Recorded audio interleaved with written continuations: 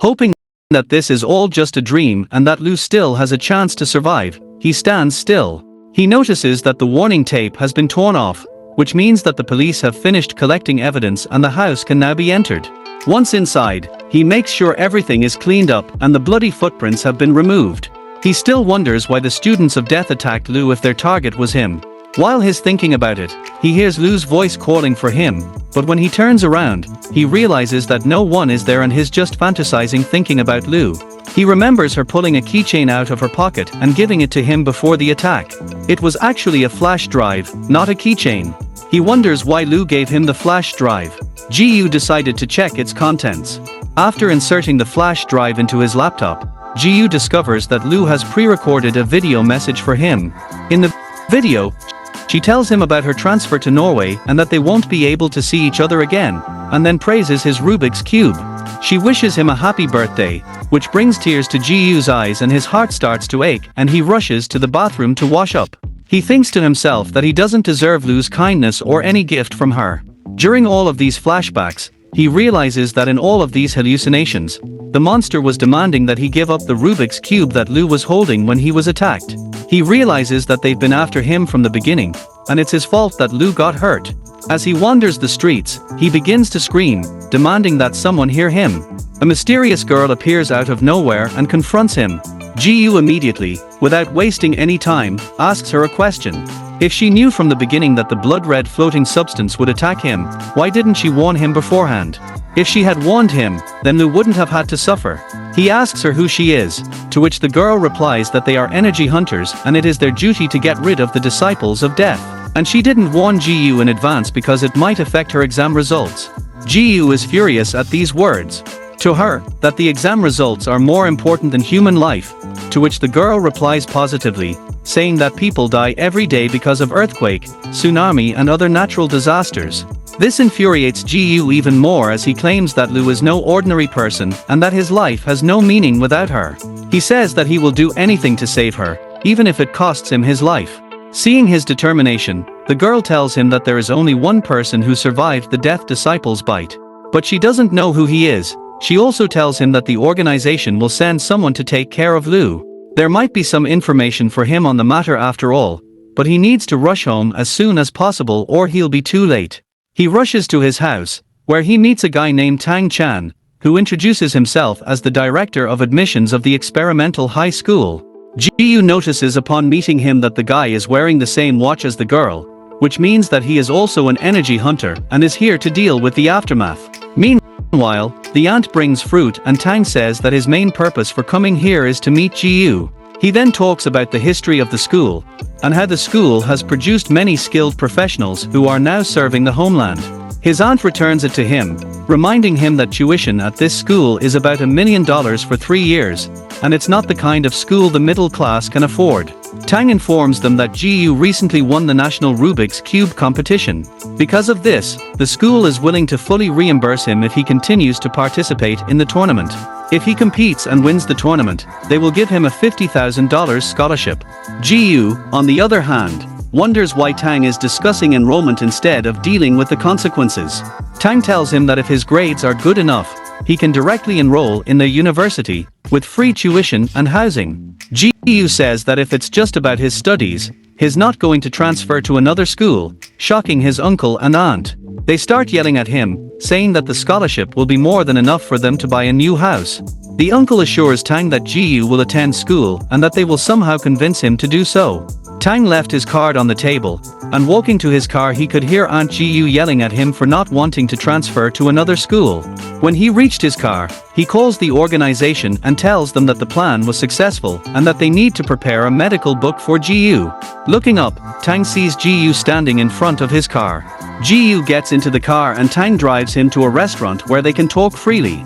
At the restaurant, Tang asks Ji-yu if he has made up his mind about going to school, to which he replies that he knows that Tang is in charge of dealing with the aftermath. Tang, hearing this, asks if he knows anything else, to which Ji-yu replies to him that he knows that he is the energy hunter in charge of eliminating the disciples of death and that he is the only person who can save his friend. whereupon Tang asks him why he should help him.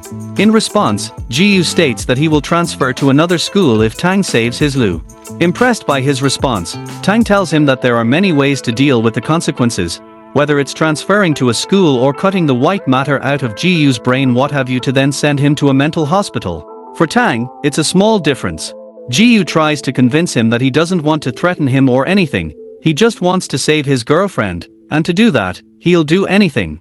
After hearing all of this, Tang reminds him that there isn't a single person who has survived the Death Disciple's bite, and the one person who somehow survived is a miracle.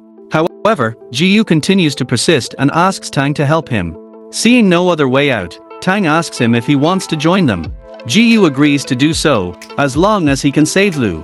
Tang tells him that to join their organization he must pass a test, a simple test, and when Ji-yu asks about the details of the test, he tells him it's a secret.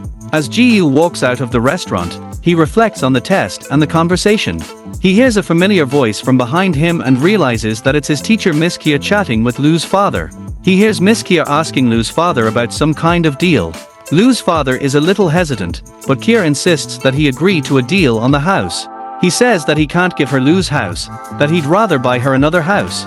However, Miss Kia insists that she likes Lu's house and wants to live in it. Lu's father finally agrees with her and leaves as he is late for the office, and Miss Kia decides to go back to her house as well. A happy Miss Kia waves to the departing car and turns around to see Ji-yu. Ji-yu asks if she wants to take Lu's house. Miss Kia pretends not to know what he's talking about. But Ji-yu says he heard everything and there's no need to pretend. She mocks his relationship with Lu, saying that they had some weird relationship.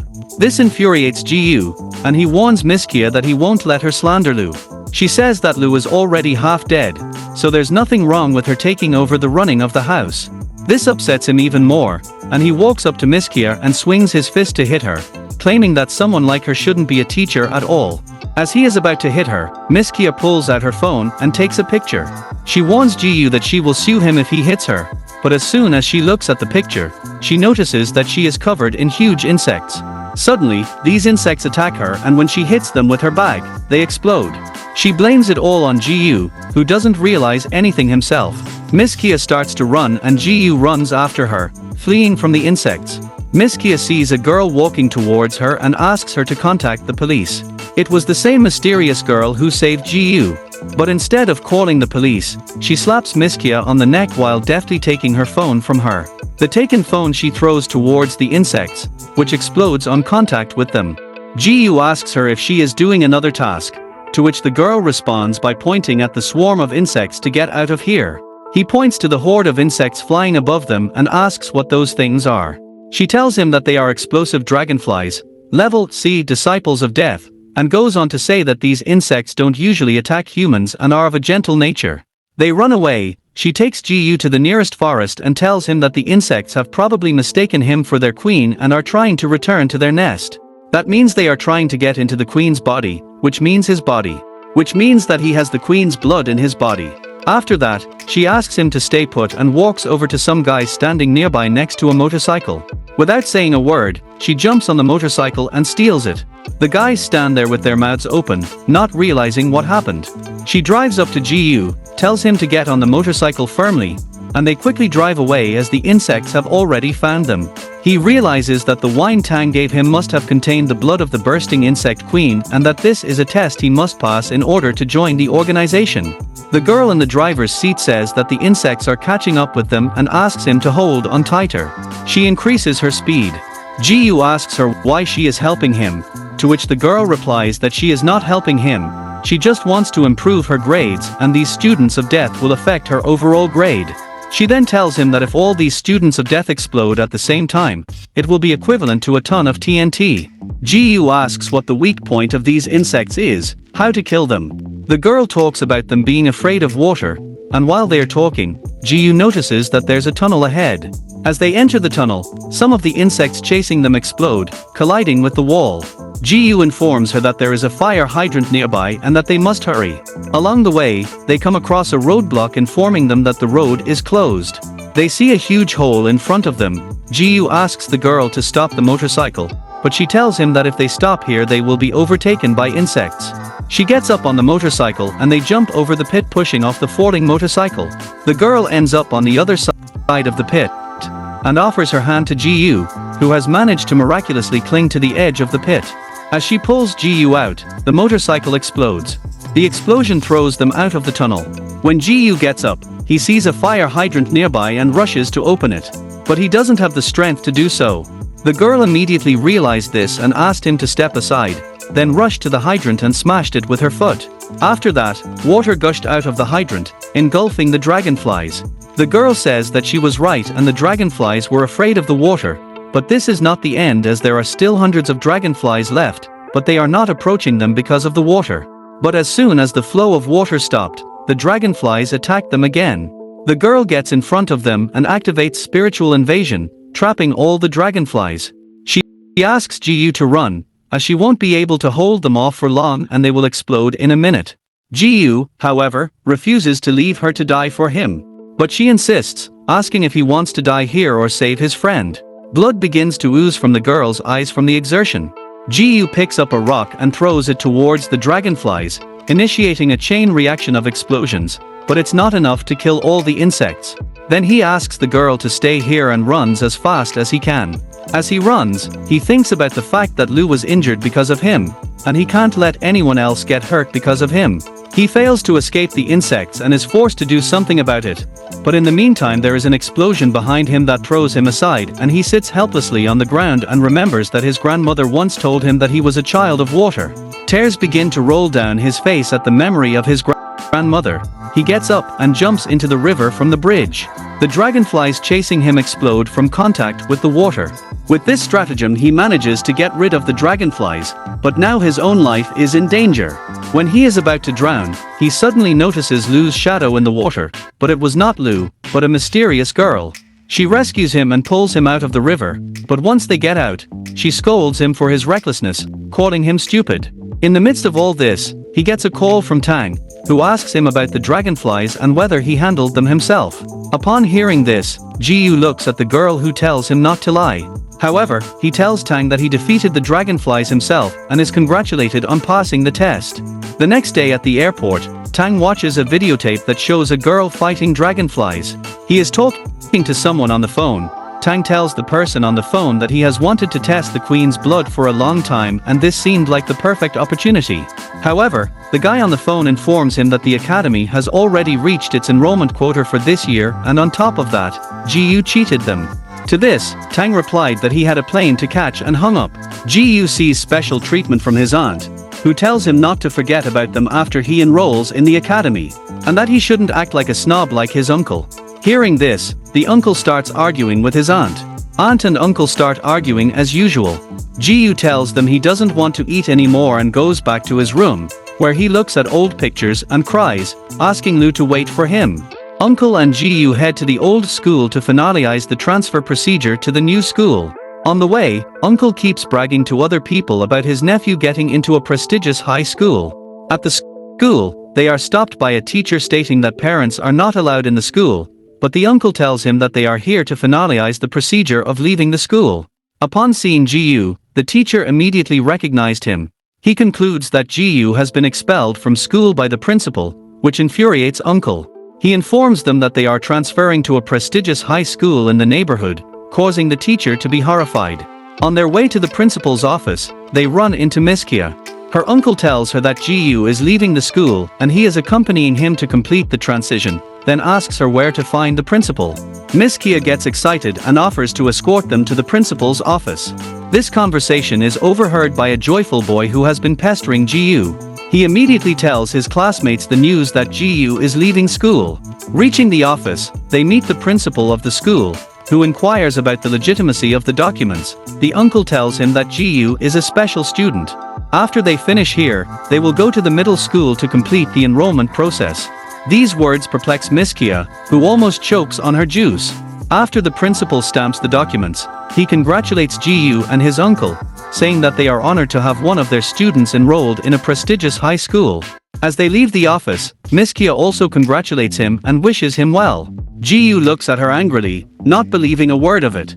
Lucky Guy, also among the students who were eavesdropping, followed them outside, where he calls out to Ji-yu and his uncle. He tells his uncle that they want to walk them to the new school. He says an insulting sentence to Ji-yu and his uncle about paying tuition, which infuriates his uncle. Uncle tells him that he can definitely afford to pay the institute's tuition. Guy, however, continues to taunt, saying that if Ji-yu can get into high school, he can definitely study abroad. Ji-yu becomes furious at these words, but his uncle tells him to ignore the guy. They head towards the prestigious middle school, which is located not far from the old school. The uncle asks the guard to open the gate, but he refuses to open the gate, saying that the enrollment for this year is already over and that he has not received any special notice. Hearing this, uncle says that they were tricked by an imposter, and all of Ji-yu's classmates laugh back at the whole thing. Uncle calls Tang, but his number is disconnected, which makes him think that Tang is really a scammer. His classmates, laughing at him, ask him to take pictures to post on social media. Ji-yu, however, wonders if it's because he didn't do the test on his own, and even lied about it. Uncle says that they should go back home since they won't be accepted to this school anymore. Ji-yu thinks if he doesn't go to this school, there's no way he'll be able to save Lu, which makes him angry. In the midst of all this, the gate suddenly opened in front of a car pulling out, and the guards ordered everyone to move apart. But to their surprise, the departing car stopped in front of the gate, and a beautiful girl who introduced herself as the vice president of the student council of the high school named Yuxi got out. It was the same mysterious girl Ji-yu had met before. She tells them that the board has entrusted her to specially welcome Ji-yu's new student. She asks Ji-yu and his uncle to get into the car, which perplexes Ji-yu's classmates, and they begin to express their displeasure to the lanky guy who brought them here. Yuxi thanks Ji-yu's classmates for seeing him off, then she gets into the car and the gate closes. After arriving at the school, Yuxi asks the driver to take Ji-yu to the dormitory. Her uncle offers to go with Ji-yu to help him get settled in the dormitory, but Yuxi stops him, saying that parents are not allowed in the dormitory, and besides, he has to complete the enrollment process. On the way out, the driver introduces himself as Jang. Jang asks him to rely on him if he needs anything. Ji-yu was puzzled by all this and asks about Jang's dormitory. Jang informs him that there is no dormitory and that they are heading to a meeting point where they will leave for the Energy Hunter Academy. Upon reaching their destination, Jang questions Ji-yu about his abilities and asks if he can show him a few tricks. Ji-yu tells him that he doesn't have any powers, but Jang doesn't believe him, claiming that Mr. Tang personally went through the green channel to get him enrolled, so he must have some crazy powers. As they are talking, a guy appears out of nowhere and throws a car a great distance away with a kick of his foot. He questions Ji-yu about whether he's the rumored student. Jang addresses him as Brother Chang and asks if he's heading to the gathering point. Chang tells Jang to shut up and throws a basketball in Ji-yu's direction to test his abilities. However, Ji-yu and Jang are no longer where they were standing, and the basketball crashes into the wall with tremendous force, leaving Chang wondering where they disappeared to. It was Jang who used his ability to lift them into the air. As they hang in the air, Jang warns Ji-yu not to mess with Chang as he is too strong. While they are talking, Chang jumps into the air and tries to hit them, but Jang manages to turn off his ability and come down to the ground. But they are not safe on the ground. Chang follows them and tries to strike again. But this time a girl appears and creates a wall of ice in front of them. Chang smashes the wall to pieces and warns her not to interfere, but the girl persists, stating that he would not bully the newcomer. But Chang slips past her and leaps up to Ji-yu and grabs him by the neck. She asks him to let Ji-yu go, but Chang doesn't listen to her. At that moment, a teacher appears, slightly drunk, and offers Chang to fight him. Ji-yu ends up on the ground, holding his neck, surrounded by Chang and the girl. The teacher provokes Chang to fight him. He teases Chang, and the latter gets angry and punches the teacher. To his surprise, the punch had no effect on the teacher and he brushes Chang off, saying that his skills are impractical. The teacher grabs Chang by the face and slams him to the ground, warning him that if he makes a mess again, he'll be kicked out of the academy. He orders everyone to hurry to the assembly point. Upon reaching the gathering point, Jang asks Ji-yu why he didn't take revenge on Chang even though he literally bullied him. At this time, Shir appears in front of them and, after handing Ji-yu a letter from Yuxi, sits down next to them. She then hugs Ji-yu and suggests that they become friends, but Ji-yu tells her to go look for someone else. This leads Shir to believe that he is quite shy, She asks him about his hunting abilities and asks him to show her a few tricks, but Zhang tells her that Jiyu has no hunting abilities and is a complete novice. She doesn't believe him at first, but Zhang manages to convince her that Jiyu is a normal person, who then questions them about their hunting energy. During the conversation, she realizes that what Zhang said is true. That Jiyu is a newbie and she gets up to enlighten him about hunting energy. She asks him if he has ever heard of Taoism. He tells her that he's at least heard of them, but doesn't know much. Xia tells him that Qi and Dao are the creator and source of life of all living things in the universe, and what they call energy. Zhang also adds that without energy, the human body would not be able to function. Xia further tells him that there are people in this world who can borrow this energy from the environment and use it for themselves. Such people are called energy hunters. After which, Xia says that they should team up as a team. While talking, Zhang notices helicopters in the sky. The teacher announces that the students need to split into 2 groups and prepare for the flight. They load into the helicopter and the teacher announces that their destination is the Energy Hunter Academy.